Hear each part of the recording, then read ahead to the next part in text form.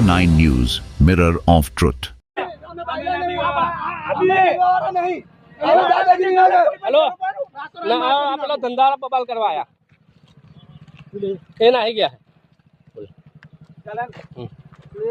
બીવા વાળા હોય હા, તો એની કરો. માની ભોજડો કોઈ પણ ઘેર હોય જઈએ એની માની ભોજ આ બાયડો હે આ બંધ હોય ને માને ભોજડો બોલે આપણું નામ લઈને એમની વટવારે એ વટવારું સોલ્વ કરે આપણે હું લોટે મારી રેકોર્ડિંગ ની મારો ભોજડો એનો રેકોર્ડિંગ એની પાસે ચાલે મારી પાસે રેકોર્ડિંગ એ અબે કે નાગે જતે ને બધો વિડિયો હે શું કામ બતાવ બે ગાંધીના ગુજરાતમાં દારૂબંધી માત્ર કાગળ પર. જરોદ પોલીસ સ્ટેશન વિસ્તારમાં બુટલેગરો બન્યા બેફામ બનેલા બુટલેગરનો વિડીયો સોશિયલ મીડિયામાં વાયરલ. ખાખીનો ખોફ ઓગળ્યો કે બુટલેગરોને મળ્યું છે કોઈનું પીઠબળ. પતિ પત્ની પર બુટલેગરે હુમલો કરતા મામલો પહોંચ્યો મામલતદાર કચેરી સુધી. જરોદ પોલીસ સ્ટેશન વિસ્તારના ગ્રામ્ય પંથકની જ્યાં થોડાક દિવસ પહેલાં દારૂબંધી રાખવા અને દારૂનું વેચાણ બંધ કરવા માટે બુટલેગરને સમજાવવા ગયેલા એક નિર્દોષ પતિ પત્ની પર બુટલેગરે હુમલો કર્યો હતો.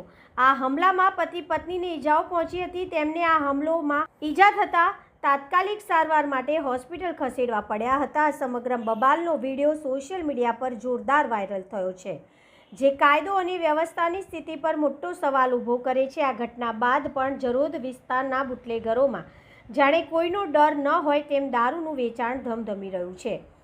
બુટલેગરના ત્રાસ અને દારૂના દૂષણથી કંટાળીને આખરે ગ્રામજનો રસ્તા પર ઉતરી આવ્યા છે. જરોદ વિસ્તારના કેટલાક ગામના લોકોએ એકઠા થઈને વાઘોડિયા સેવા સદન કચેરી ખાતે મામલતદારને લેખિતમાં આવેદનપત્ર સોંપ્યું છે.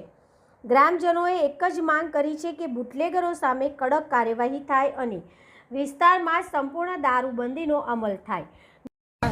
તાલુકો વાઘોડિયા અને અમે દારૂબંધી માટે અહીંયા આવ્યા છે. આ ગાંધીનું ગુજરાત છે અને દારૂનો એટલી બધી રેલામછેડ થઈ જાય હોય અને પોલીસનો કોઈ ડર ના હોય અને બુટલેગરો એટલા બધા ફાટી ગયા છે. ખુલ્લામ રસ્તે જઈએ ત્યારે બુટલેગરો ખુલ્લામ મારવાની ધમકી આલે. રસ્તે લઈને જતા હોય તો લેડીઝ ઉપર હુલમો કરે અને જ્યારે પોલીસને અરજી આપવા ગઈએ તો પોલીસ પણ એ અમારી વાત સાંભળતી નથી અને જ્યારે એ કરે તો એમના જીઆરડી માણસ જાતે આવી અને ધંધા પર બેસીને ધંધો કરાવતા હોય તો પણ પોલીસ એ નહીં કરતા. અમે એસપી સાહેબ સુધી ગયા તો પણ અમને કોઈ ન્યાય નથી મળતો અને એટલા બધા બુટલેગરો એમ કહે છે તમારો છોકરો નોકરી જશે તો તઈ મર્ડર કરી દઈશું. જાહેરમાં એવું બોલે છે. એનો અમારી પાસે પણ પુરાવો છે તો પણ પોલીસ કોઈ એ નહીં કરતી તપાસ. અને કદાચ મારા છોકરાને મારી નાખશે તો એનો જવાબદાર કોણ થશે? નહીં હોય તો અમે કલેક્ટર પાસે જાતે આત્માવિલોપનની માગણી પણ કરીશું કે અમારે જવું ક્યાં આવે એનો મને ન્યાય મળવો જોઈએ. આ આવેદનપત્ર આપ ક્યાં સુધી પહોંચાડવા માંગો છો?